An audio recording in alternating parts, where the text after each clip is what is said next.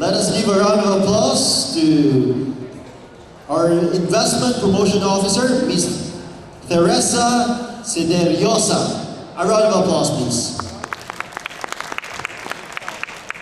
Hello, good afternoon, everyone. Ayan, you're still alive. Before anything else, I'd like to extend the Mayor's warm welcome to all of you in our beautiful city of Cebu. Welcome, everyone. May I ask who among you are here for the very first time?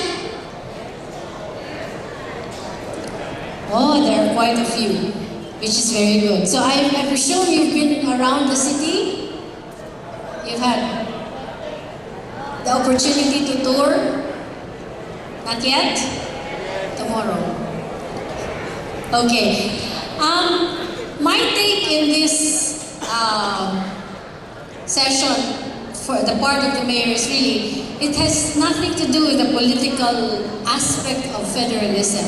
In fact, I am under the Cebu Economic and Business Unit, directly under the office of the mayor. We take care of promoting investments in Cebu. Okay? I am glad that I came after a very good lady, Miss Dindi Tan, because she provided a perspective of what I'm going to talk about. With federalism, she said, it is with any change, what we really ask is, what's in it for me? What is the benefit to me? Why should I embrace the change? Okay, for this one, we can safely say that it's we will all have a bigger share in the, what did she say? Bigger share in the, oh my God, IRA. Didn't she say that? Okay. What I'm going to present is, what we were tasked to present is the best practices in Cebu. Okay, so let me first tell you what we did. Cebu is always labeled as the second largest economy next to Manila. Okay, so Cebu really defined the country's potential. Way back in 1986, I used to work with the Department of Trade and Industry, and we marketed Cebu as the island in the Pacific. That was where we started turning heads of investors to come and invest in this tiny island called Cebu.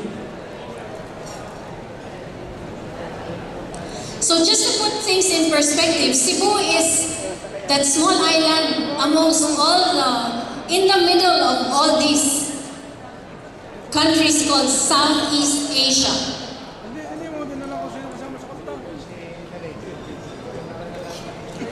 So it's right at the center of the country, and Cebu City is its capital. So these are just some demographics. It's the center in the Visayan Islands. We are 569 kilometers away from Manila. Our area is only barely 5,000 square kilometers, capital of which is Cebu City, and our population is 4.2 million, 60% of which is in Metro Cebu. What created our competitive advantage? Number one was our location. Centrally located. In fact, when the Spanish came to the Philippines, it was Cebu that they were eyeing. Why? Because it had access to Luzon, Visayas, and Mindanao. Today, this is how Cebu looks like when it comes to access. We have an airport, we have an international airport which has these frequent flights to different cities in Asia, in America, and even in Europe. We recently opened a Cebu-Dubai window. So Cebu is not, our value proposition is not, we're not just a promise, but we created this track record. Okay, today there are over 500 foreign domestic investors who are into manufacturing, services, and tourism located in this island of Cebu. It's the biggest economy outside of Metro Manila, and it's the most accessible place. in the Philippines with more domestic and international linkages versus Manila. It's also the tourism gateway of Central and Southern Philippines, and we have the best records for peace and order in the country. What's the other competitive advantage of Cebu is that we have the capability, we have the skills available needed by foreign investors to set up shop here, which is highly skilled, non-agricultural, and high productivity. Balanced infrastructure development, we have all the ingredients necessary to be competitive and sustain investments, and it's a cosmopolitan area. You can do business in Cebu while at the same time enjoying its beaches and other tourist attractions in the city. In terms of infrastructure, power being one of the most important ingredients in development, we are part of what we call the Visayas grid. We get our supply from Panay, from the island of Cebu, and from Leyte. Water is provided by our service provider, which is MCWD. Right now, it can only serve 50% of its franchise area, and it's currently working on having partnerships with the private sector to augment its production. We are at par with any area in the Philippines when it comes to telecommunications. Well, as I mentioned earlier, the airport is one of our major advantages. We've had this airport since long time ago, and we have linkages in different countries and cities in the Philippines. Our airport recently won the it has been named the Asia Pacific Regional Airport of the Year by Kappa Center for Aviation in Singapore. It also has the biggest seaport outside of Metro Manila. Okay, we have direct calls to Hong Kong, Singapore, Taiwan, Vietnam, Malaysia. Now, this is one of the things that really drove our economy, having special economic zones. So it's located in different parts of the island, most of which is concentrated in the city of Cebu and the island of Mactan, and only one on the other side of the island. Now, its major development, which really the major driver of Cebu's economy at the moment, is what we call the South Road Properties. It's a 300-hectare reclamation project which is owned and developed by the city of Cebu. So this is how it looks like. And right now, these are the facilities of the economic zone.